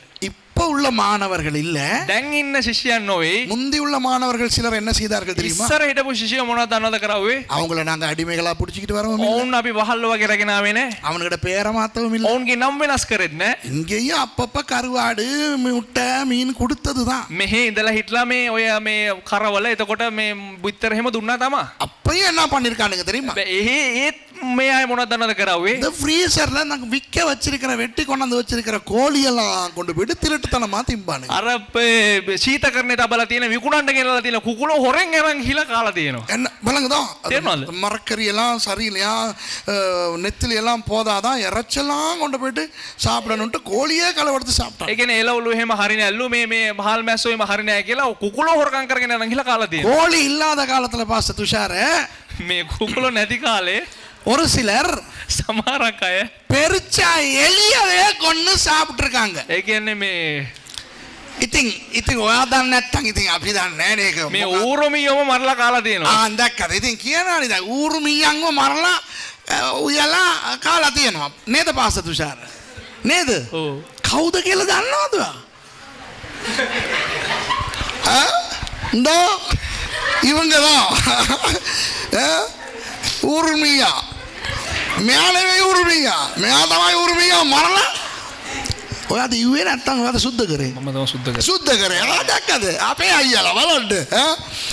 අපෝ you see in our Bible college, not these students but the people who were there before, you know, some of them they did not have meat all the time, so some of them stole the chicken that we had for sale.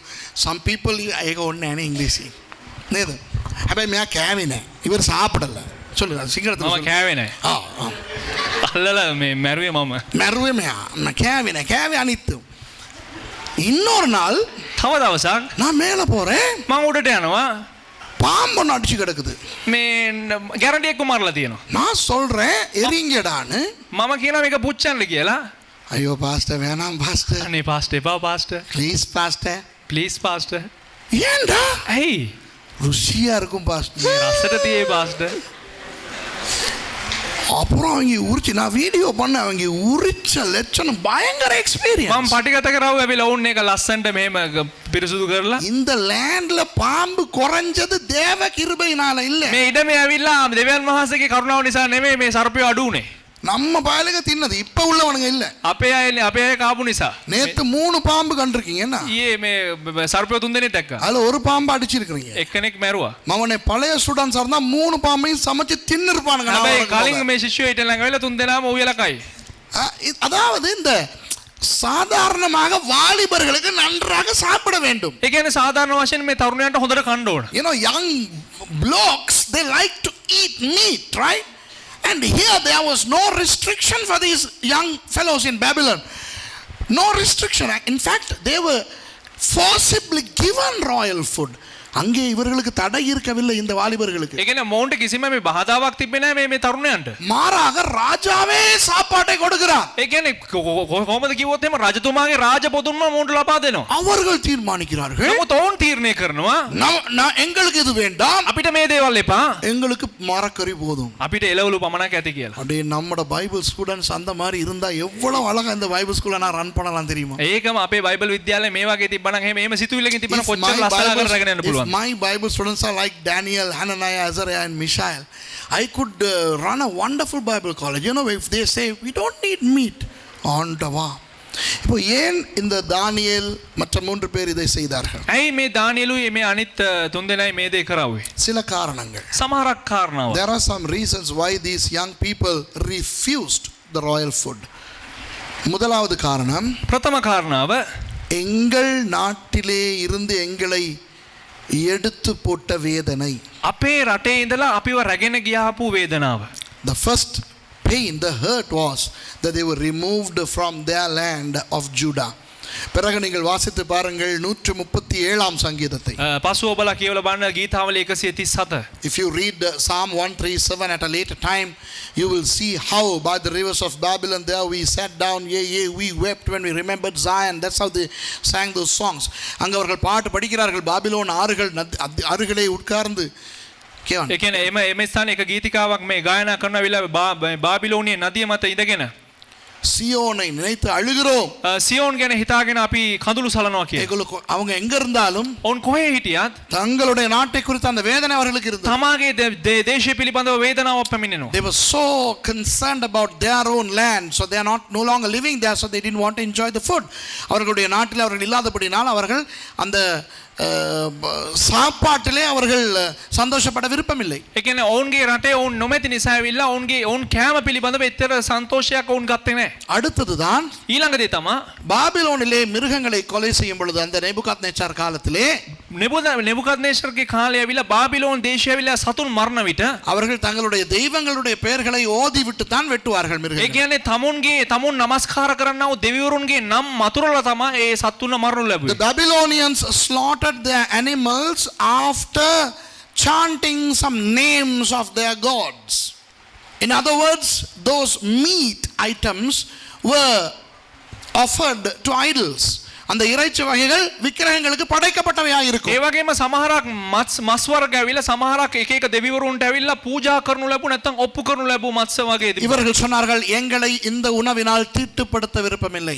ඒ නිසා මවුන් ප්‍රකාශ කරා ඇවිල්ලා අපි කවදාකවත් ඇවිල්ලා මේ කෑම කරනකොටගෙන අපිව පිළිකුල් කරන්න කැමති නැහැ We කියලා. don't want to defile ourselves with this contaminated food. இப்படிப்பட்ட உணவு எங்களுக்கு தேவையில்லை என்று தீர்மானம். මෙවන් වූ කෑම අපිට අවශ්‍ය නැහැ කියලා උන් ප්‍රතික්ෂේප කරනු ලැබුවා. எல்லாவற்றையும் விட ඒ හැම දෙයකටම වඩා இவர்களுக்கு ஒரு உண்மை தெரிந்திருந்தது. මවුන්ට එක සත්‍යතාවයක් වැටහුණා. வாழ்க்கையிலே ரெண்டு இருக்கிறது. ජීවිතේ කාරණා දෙකක් තිබෙනවා. ஒன்று தான் தேவை, එකක් තමයි අවශ්‍යතාවය. அடுத்தது தான் வேண்டும். අනිත් එක තමයි ඇවිල්ලා ඕනේ. More than anything they knew the difference between needs and wants. எங்களுக்கு உயிர் வாழ்வதற்கு உணவு தேவை. අපිට ජීවත් වීම සඳහා ඇවිල්ලා කෑම අවශ්‍යයි. ஆகவே எங்களுடைய உயிரை வாழ தேவையான மரக்கறி எங்களுக்கு போதும். ඒ නිසා අපිව ජීවත් කරවීම සඳහා අපිට එළවලු පමණක් ඇති. இறைச்சி வேண்டும், මස් අවශ්‍යයි. முட்டை மீன் வேண்டும். අපිට මස් බිත්තරත් අවශ්‍යයි. ஆனால் இறைச்சி மீன் முட்டை தான் தேவை என்று இல்லையே. නමුත් මේ මස් බිත්තර මාළු අවශ්‍යම ඕන කියලා නැහැ. ஆகவே தேவை மாத்திரம் எங்களுக்கு கிடைத்தால் போதும் என்று நினைத்தார். ඒ නිසා ඔවුන් සිතුව ඇවිල්ලා අවශ්‍යතාවයේ පමණක් අපිට ලැබුණා නම් ඇති කියලා. Yes, we want meat, we want fish, we want egg, but we don't need them. We need food. So we will have food. But what we want, we don't need. So they knew the distinction between these two. அந்த வித்தியாசம் அவர்களுக்கு தெரிந்திருந்தது. ඒ වෙනස් වූ ජීවිතය උන්ට වැටහුණා. அன்பானவர்களே, ප්‍රේමවන්තේනි, கிறிஸ்தவர்களுக்கு இன்றொரு பெரிய குழப்பம் வந்திருக்கிறது. කිතුණුවන්ට ලොකු පටලැවිල්ලක් පැමිණලා තියෙනවා. சுபீட்சம் என்றால் என்ன? මේ සඵලත්වය කියලා කියන්නේ කුමක්ද? Today's Christians are confused as to the meaning of prosperity. What is prosperity? சுபீட்சம் என்றால் என்ன? සඵලත්වය යනු කුමක්ද? ஆண்டவர் சொல்லுகிறார், දෙවියන් වහන්සේ කියනවා உன் தேவைகளை எல்லாம் நான் சந்திப்பேன். නුඹලාගේ අවශ්‍යතාවයන් මම සියලු දෙයක්ම සපයන්නම්. அதுதான் சுபீட்சம். එය තමයි සඵලත්වය. அதுதான் செழிப்பு. එය තමයි ඇවිල්ලා මේ சபலத்துவே. සඵලත්වය. 10 நாட்களுக்கு பிறகு இவர்கள் மற்றவர்களை விட செழிப்பா இருந்தார்கள். ඒ කියන්නේ දවස් 10කට පස්සේ මොවුන් ඇවිල්ලා ඔවුන්ට වැඩිය හොඳ පිරිපුන්ව සඵලත්වයෙන් සිටියා. God has promised to meet all our needs. And their needs were met, and in 10 days they were more prosperous than the others. இப்போ இன்றைக்கு ஒரு பிழையான சுபீட்ச உபதேசம் சொல்லி கொடுத்து கொண்டு வருகிறது. අද එක වැරදි මේ ඉගැන්වීමක් ඇවිල්ලා මේ සඵලත්වය නැත්නම් මේ සෞභාග්‍ය ගැන කියා There is දෙනවා. a false doctrine of prosperity theology that is present in the Christian church today. They have misconstrued the whole idea of prosperity by not knowing the difference between the need and the want. தேவை வேண்டும் என்பதற்கு இடையில இருக்கிற வித்தியாசம் தெரியாதபடியினால் අවශ්‍යතාවය ඕන කියනවා මේ දෙක අතර තිබෙනා වූ වෙනස වටහාගත නොමැති නිසා ஒரு பிழையான சுபீட்சோபதேசம் போய் கொண்டிருக்கிறது. එක වැරදි වූ මූලධර්මයක් මේ සෞභාග්‍ය නැත්නම් මේ සඵලත්වය කියනවා මාතෘකාව යටතේ ගෙන දක්වනවා. உனக்கு என்ன வேண்டுமோ ඔබට කුමක්ද අවශ්‍ය? அதை நீ பெற்றுக்கொள். එය නුඹ ලබා ගන්න. கேட்க தேவையில்லை. අසන්න අවශ්‍ය නැහැ. அது உன்னுடையதுதான். ඔබ එය ඔබගේ පමණයි. The false teaching says, what you want, you receive it. You don't need to ask for it already belongs to you. வணங்குதா? තේරුණාද? கேட்டிருக்கீங்களா இந்த மாதிரி මේ பிரசங்கம்? වගේ අහලා තියෙනවා දේශනා? ரொம்ப கவர்ச்சியா இருக்கும். හොඳට මේ ආකර්ශනීය වශයෙන් තිබෙනවා எப்படி අහනකොට. அட எல்லாம் என்னுடையதா? කොහොමද මේ හැම දෙයක්ම මගේලු? எப்படி? කොහොමද? Is everything mine? Yes. How? Because everything belongs to God and you are a child of God and therefore you own everything that you see. தேவனுக்கு தான் எல்லாமே சொந்தம். දෙවියන් වහන්සේට තමයි සියල්ලක්ම අයිති.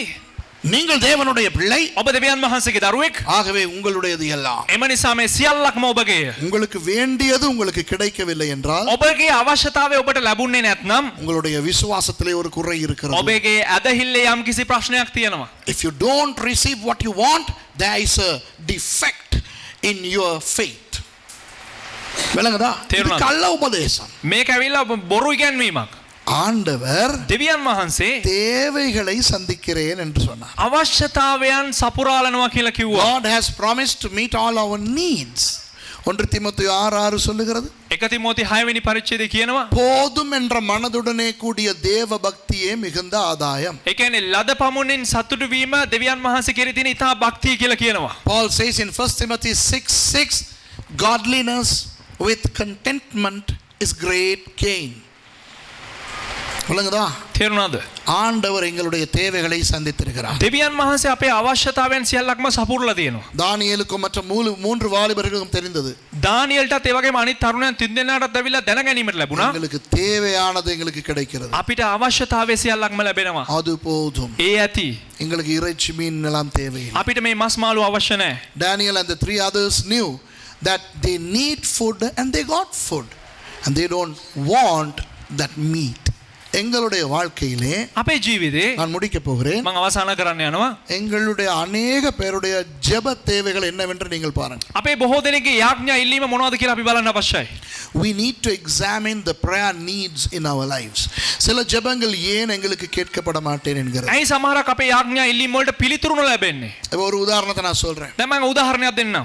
எனக்கு கார் வேணும். මට කාර් එකක් අවශ්‍යයි. என்னைய பத்தி சொல்றேன். எனக்கு கார் வேணும். දැන් දේවගතිවරයාට එක කාර් එකක් අවශ්‍යයි. இப்படி நீ யார் தெரியுமா சொல்றா? දැන් මෙහෙම කියලා කවුද දන්නවද කියන්නේ? நான் இல்ல. මම නෙවෙයි. நிறைய பேர் சொல்றாங்க. බොහෝ දෙනෙක් කියනවා. பாஸ்டர் உங்களுக்குன்னு ஒரு கார் இல்லையா? පාස්ටර් ඔයාටම කියලා එක කාර් එකක් உங்களுக்கு ஒரு නැද්ද? கார் வேணுமே. ඔබට කියලා කාර් එකක් අවශ්‍යයි. ஆமா எனக்கு கார் ඔව් வேணும். මට කාර් එකක් අවශ්‍යයි. ஆனா கார் தேவையா? නමුත් කාර් එකක් අවශ්‍යද? தேவையில்லையே. අවශ්‍ය නැහැනේ. ஏன்? ඇයි? நான் போறதுக்கு வரதுக்கு எனக்கு தான் வாகனம் 2-3 கீழே கிடக்குது. ඒ කියන්නේ මම යන්න එන්න මට මොන හරි වාහන දෙකක් තියෙනවනේ. டவுனுக்கு ஓடிட்டு வரதுக்கு அழகான ஒரு ஆட்டோ. ඒ කියන්නේ ටවුමට ගිහිල්ලා එන්න මට එක 3 wheel එකක් තියෙනවා. இந்த ஊரே சுத்தி திரிஞ்சு ஜெபம் பண்ணி அலையிறதுக்கு நல்ல மோட்டார் பைக். ඒ කියන්නේ මේ ගම වටේම හැම තැනම කැරකිලා යාඥා කරන මෝටර් බස් සයිකලයක් තියෙනවා. ஏர்போர்ட்ல என்னைய கொண்டு போயிட்டு விட்டுட்டு அங்க இருந்து பிக் பண்ணி வரதுக்கு இப்ப ஆளால் போட்டி போட்டுக்கிட்டு ஃபோன் பண்ணிக்கிட்டு இருக்குது. ඒ කියන්නේ එයාපෝට් එකේ ඉඳලා අරේ ඉඳලා මාව ගෙනත් දාන්න එක එකන මට දුරකථන ඇමතුම් දීලා මේ තරඟයට අහගෙන ඉන්නවා අපි දාන්නද අපි ගෙනත් දාන්නද අපි අරලවන්නද කියලා. வருஷத்துல முக்காவாசி நாள் நான் இந்த நாட்டிலே இல்ல. අවුරුද්දෙන් තුන් කාලක්ම ඇවිල්ලා මම මේ ලංකාවේ නැහැ. இந்த லட்சத்துல எனக்கு என்னதுக்கு காரு? මේ අවස්ථාවේදී මට මොනවද කාර් එකක්? இதுதான் கிறிஸ்தவம். මේක තමයි ක්‍රිස්තියානිකාරකම. சும்மா வேண்டும் வேண்டும் என்றதை நினைத்து ஆண்டவரே எனக்கு ஒரு கார் தாரும் ஐயா நான் உம்முடைய ஊழியக்காரன் ஐயா. නිකන් ඕන කියලා ඇවිල්ලා ස්වාමිනී මම සේවකේ මට කාර් එකක් දෙන්න කාර් එකක් දෙන්න කාර් එකක් දෙන්න ස්වාමිනී. ஆண்டவரே இந்த இந்த இன்னைக்கு என்ன தேதி? දෙවියන් වහන්සේ අද මොකද දවස 8යි. அட்ட நாள் அண்டையோட හෙටත් එක්ක அனிதா අනිද්දාත් එක්ක நான் முழு நேர பாஸ்டராகி 29 வருஷம். ඒ කියන්නේ මම සම්පූර්ණ කාලයෙන් දේවදාසයෙක් වෙලා ඇවිල්ලා අවුරුදු 29යි. 29 வருஷம் நான் போதகராக ஊழியம் செய்து விட்டேன். ස්වාමිනී මම අවුරුදු 29ක් ඇවිල්ලා පාස්ටර් කෙනෙක් හැටියට සේවය කරා. ஆகவே எனக்கு கார் வேண்டும். අනේ ඒ නිසා මට කාර් එකක් අවශ්‍යයි. சும்மா அந்தந்த காரெல்லாம் வேணாம். නිකන් ඒ කාර් එක එපා. Super car. නියම කාර් එකක්. தேவையா இது? අවශ්‍යද මේක? அநியாயம் ஜெப நேரத்தை வேஸ்ட் பண்றது. අපරාධ යාඥා කාලය මේ අපත යවන එක. விளங்குதா? தேவ- இதுதான் கிறிஸ்தவனுக்கு மூளையிலே ஏற வேண்டியது. මේක තමයි කිතුණුවගේ මොලේට නගින්න අවශ්‍ය. I don't need a car. මට අවශ්‍ය නැහැ කාර් එක. I don't need a car. I have a trishaw to go to town. I have a motorbike to roam about anywhere I want. And there are so many people who want to pick me from the airport and drop me at the airport. And 75% of the year I am not in Sri Lanka. I don't need a car. But I want one. And that's the mistake. When we want things that we don't need, the want becomes the need.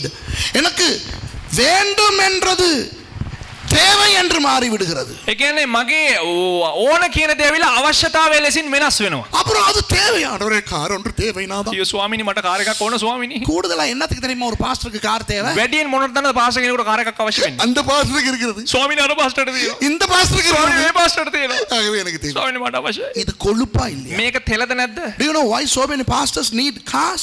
Because some other pastors have cars. That's why they need. In actual fact they want. இப்போ உங்களுடைய வாழ்க்கையை யோசிச்சு பாருங்க. දැන් ඔබගේ ජීවිතය කල්පනා කර බලන්න. கர்த்தர் இப்போ எனக்கு சொல்லுங்க பார்க்கலாம். දැන් මට කියන්න බලන්න.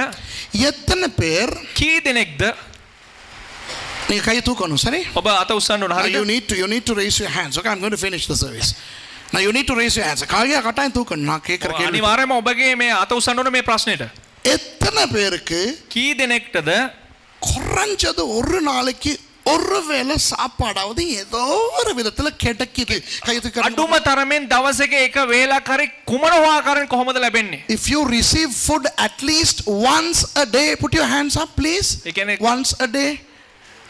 Wow, நீங்கள் சிங்கம் மாதிரி ஆள். ඒ කියන්නේ வச்சுக்கோங்க. ඔබලා සිංහයෝ වගේ අය.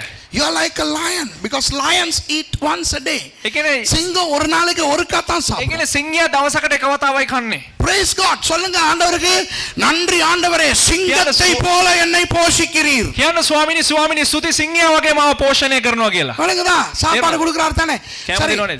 குறைஞ்சது 2 வேளையாவது சாப்பாடு கிடைக்கிறங்க. හරි වේල් දෙකක් හරි අඩුම තරමෙන් හම්බ වෙනවා කියන අත උස්සන්න. If you are receiving food at least twice a day, கையை தூக்கி 2 வேளை சாப்பாடு கிடைக்குது, கையை தூக்கணும். ඒ කියන්නේ වේල් දෙකක් හම්බෙන්නේ නැද්ද? වේල් දෙකක් හරි අඩුම තරමෙන් 2 வேளையாவது. நீங்க நாய் மாதிரி ஆளுங்க. ඒ කියන්නේ ඔබලා මේ பல்லோ බල්ලෝ වගේ අය. You are like dogs because dogs eat at least twice a day. කියන්නේ நாய் බල්ලෝ 2 வேளையாவது ඒ சாப்பிடுது. කියන්නේ බල්ලෝ අනිවාර්යයෙන්ම දවසකට දෙවතාවතාවක් වේල් දෙකක් කනවා. வணங்குதா? තේරුණාද? குறைஞ்சது 3 வேளை சாப்பாடு ஒரு நாளைக்கு கிடைக்குது. ඒ කියන්නේ වේල් තුනම හම්බෙන අය අත උස්සන්න බලන්න. At least you have food 3 times a day. Wow, நீங்கள் அட்டை மாதிரி ஆளுங்க. ඒ කියන්නේ ඔබ කූඩල්ලෝ වගේ අය. You are like leeches get all the food all the time. எந்த நேரமும் சாப்பிடுது. ඒ කියන්නේ කූඩල්ල හැම වෙලේම කනවා. அப்ப எனக்கு ஆண்டவருக்கு நன்றி. ඒතකොට දෙවියන් වහන්සේට ස්තුතියි. இந்த இடத்துல இருக்கிற யாருக்கும் சாப்பாட்டுல ஒரு குறை இல்ல. ඒ කියන්නේ මේ ස්ථානයේ ඉන්න කිසිම කෙනෙකුට කෑමෙන් අඩුපාඩුවක් නැහැ. Nobody here has any food problem, right? You are not malnutritious, you are not undernourished, you are all fed, okay? Right. But still fed up. Okay. හැබැයි තාමත් எத்தனை பேர் உடுப்பு இல்லாம வந்திருக்கீங்க? කී දෙනෙක් ඇඳුම් නැතුව ඇවිල්ලා තියෙනවද? Has anybody come without clothes? சரி, இப்போ ஒரு கேள்வி. දැන් එක ප්‍රශ්නයක්. எத்தனை பேர் நான் நிறைய கேட்க மாட்டேன், ஒரே ஒரு கேள்வி தான் உடுப்பை பத்தி. එක මේක ප්‍රශ්නය අහන්න යන්නේ. வெளியே உடுத்துறதுக்கு ஒரு செட் உடுப்பும் வீட்ல உடுத்துறதுக்கு ஒரு செட் உடுப்பும் இருக்குதுன்னு சொல்றவங்க மட்டும் கை தூக்கி ඒ කියන්නේ காட்டுங்க. එළියට අඳින්න එක ඇඳුම් කුට්ට මොකුත් ඇතුළට අඳින්න එක ඇඳුම් කුට්ට මොකුත් තියෙනවා කියලා අය අත උස්සනවා. அவ்வளவாவது இருக்கு, அதை விட கூட இருந்தா பரவாயில்ல. ஆனா குறைஞ்சது வீட்டுக்கு உடுத்துறதுக்கு ஒரு உடுப்பும் வெளியே உடுத்துறதுக்கு ஒரு உடுப்பும் இருக்குது. கையை தூக்கி ඒ காட்டுங்க. කියන්නේ අඩුම තරමෙන් එක ඇඳුම් කුට්ටමක් එළියට අඳින්න ඇතුළට අඳින්න තියෙනවා කියන කට්ටිය අත උස්සන්න. If you have at least one set of clothes to wear outside and one set of clothes to wear in the house, put your hands up. மற்றவங்களுக்கெல்லாம் உடுப்பு இல்லை, அம்மனை மாவ ඒ தெரியும். කියන්නේ අනිත් අයට ඇඳුම් නැද්ද හෙළුවෙල්ලෙන්ද ඇවිදින්නේ? குறைஞ்சது අම්මට නැද්ද සාරේ මේ වෙනකාගේ හරි සාරියක් දැන්නගෙන இல்லை ඉන්නේ. මම අහන්නේ අඩුම තරමින් குறைஞ்சது வெளியே போடுறதுக்கு ஒரு உடுப்பும் வீட்டுக்கு ஒரு உடுப்பும் இருக்கா? අඩුම තරමෙන් එළියට අඳින්න එක ඇඳුමකුත් ඇතුළට අඳින්න ඇඳුමක් තියෙන අය අත அப்ப උස්සනවා. நம்ம ஆளுகளுக்கு உடுப்பு பிரச்சனையே இல்லை. ඒ නිසා අපේ අයට ඇඳුම් ප්‍රශ්නත් නැහැ. யாருக்காவது வெளியே போடுறதுக்கு ஒரு செட் உடுப்பு கூட இல்லங்கறவங்க கை தூக்கி කාට හරි காட்டுங்க. එළියට පුතා අත බලන්න දාන්න. කාට හරි එළියට අඳින්න එක නැත්නම් මං ඇඳුම් ඇඳුම් ඇරන්දේ. ஒரு செட் உடுப்பு கூட இல்ல வெளியே போடுறதுக்குங்கறவங்க கை தூக்கி காட்டுங்க. நான் இப்ப உங்களுக்கு காசு கொடுப்பேன். ඒ இப்ப කියන්නේ கொடுப்பேன். එළියට අඳින්න ඇඳුම් කුට්ටමක් නැහැ කියන අය අත උස්සන්න දැන් මම සල්ලි දෙන්න. சரியா? ரைட். கடைசி கேள்வி. අවසාන ප්‍රශ්නය. யாராவது மரத்தடியில தூங்குறவங்க கையை தூக்கி காட்டுங்க பாக்க. ගහක් යට නිදා ගන්න කවුරු හරි අත උස්සන්න. Is anybody sleeping under the tree or the bus stand or the railway station? නැත්තම් බස් ස්ටෑන්ඩ් එකේ නැත්තම් මේ දුම්රිය ස්ථානේ. இதுதான் ஆண்டவர். මේක තමයි දෙවියන් වහන්සේ. கர்த்தர் நமக்கு தேவையான சாப்பாடு உடுப்பு எல்லாம் கொடுத்துருக்கு. ස්වාමින් වහන්සේ අපේ අවශ්‍යතාවයන් සියල්ලක්ම සපුරනවා. இப்போ யோசிச்சு பாருங்க உங்களோட ஜெபங்கள் எப்படி இருக்குது. දැන් කල්පනා කරලා බලන්න ඔබගේ යාඥාව කොහොමද You තියෙන්නේ? imagine what sort of prayer requests you have in your lives. எவ்வளவு விஷயங்கள் இன்னைக்கு வீட்டுக்கு போயிட்டு யோசிச்சு பாருங்க. අද ගෙදර ගිහලා කල්පනා කරලා බලන්න වෙලාව තිබ්බනම් டைமர் தான் யோசிச்சு பாருங்க. වෙලාව තිබ්බනම් நீங்க ஜெபிக்கிற ஜெபத்துல ඔබ යාඥා කරන්නා වූ යාඥා ඉල්ලීමේ எத்தனை விஷயம் கண்டிப்பா அது இல்லாம உங்களுக்கு வாழவே இயலாது. ඒ කියන්නේ කොපමණ මේ දේවල් ඇවිල්ලා නොමැතිව ඔබට අනිවාර්යයෙන්ම ජීවත් වෙන්න බැයිද? You imagine the things that you really need to live and the things that you want. உங்களுடைய ஜெபங்களிலே அதிகமானவை தேவையிலே இருக்காது, வேண்டும் என்பதிலே இருக்கும். ඒ කියන්නේ ඔබගේ යාඥාවේ වැඩිවර වශයෙන්ම ඇවිල්ලා අවශ්‍යතාවය මේ ගැන තියෙන්නේ නැතුව ඕන කියන දේ තමයි තියෙන්නේ. தேவை மட்டும்தான் வேணும், வேண்டும்ங்கிறது வேண்டாம் என்று ஆண்டவர் சொல்லவில்லை. ඒ කියන්නේ අවශ්‍යතාවය පමණක් තමයි අවශ්‍ය, ඒ දේ එපා කියලා දෙවියන් වහන්සේ කිව්වේ නැහැ. God doesn't say you don't need anything more than the absolute necessities. But we don't need to strive for them. We don't need to be upset over them. அவற்றை குறித்து வேதனைப்பட்டு துடித்து துக்கித்து தடுமாறி கொண்டிருக்க வேண்டிய ඒ அவசியம் නිසා මේ දේවල් ගැන වේදනාව විඳලා දුකටපත් වෙලා උඩ පැනගෙන නටාගෙන කනස්සලු වෙන්න අවශ්‍ය නැහැ. போதும் ඇති என்ற மனதுடனே கூடிய தேவ பக்தி ඇති කියනවා ලද පමණින් සතුට වෙන්නා වූ ඒ දේව භක්තිය மிகுந்த ஆதாயம். ඒ කියන්නේ විශාල ලොකු වරප්‍රසාදයක්. Godliness with contentment is great gain. உங்களுக்கு தெரியுமா தானியேல், அசரியா, அனனியா, மிஷாயல் என்ற 4 பேரும் ඔබ දන්නවද දානියෙල්, අසරියා, හනනියා, මිෂායෙල් කියනවා මේ 4 දෙනා தேவையை தேவன் சந்திக்கிறார். ඔවුන්ගේ අවශ්‍යතාවය දෙවියන් වහන්සේ ලබා දෙනවා. ஆண்டவருக்குள்ளே இருந்தார்கள். දෙවියන් වහන්සේ තුල සිටියා. பலத்த பலவான்களாக அந்த அந்நிய தேசத்திலே உயர்த்தப்பட்டார். ඒ අන්‍ය දේශය ඇවිල්ලා බලවන්තයන් ලෙස දෙවියන් වහන්සේ උසස් කරනු ලැබුවා. அப்படி திருப்தியோடு நீங்கள் வாழ்ந்தால் එවන් වූ තෘප්තිමත් කමකින් ඔබ ජීවත් වුණා නම් தேவையில்லாத வேதனை வராது. අනවශ්‍ය වේදනාවක් එන්නේ නැති වෙයි. எனக்கு அது இல்லையே இது இல்லையே என்று துக்கம் வராது. නිකන් අරක නැහැ මේක නැහැ කියන දුක පැමිණෙන්නේ නැති වෙයි. நிம்மதியாய் வாழலாம். සන්තෝෂෙන් ජීවත් වෙයි. If you live like Daniel, Azariah, Ananiah and Mishael, you'll really be happy, satisfied. You'll have less moaning and grumbling. கர்த்தர் உங்களை ஆசீர்வதிப்பார். ස්වාමීන් වහන්සේ ඔබලා ආශිර්වාද එළිමෙර කරයි. ජெபிப்போம். නැගී සිට අපි යාඥා කරමු. யாராவது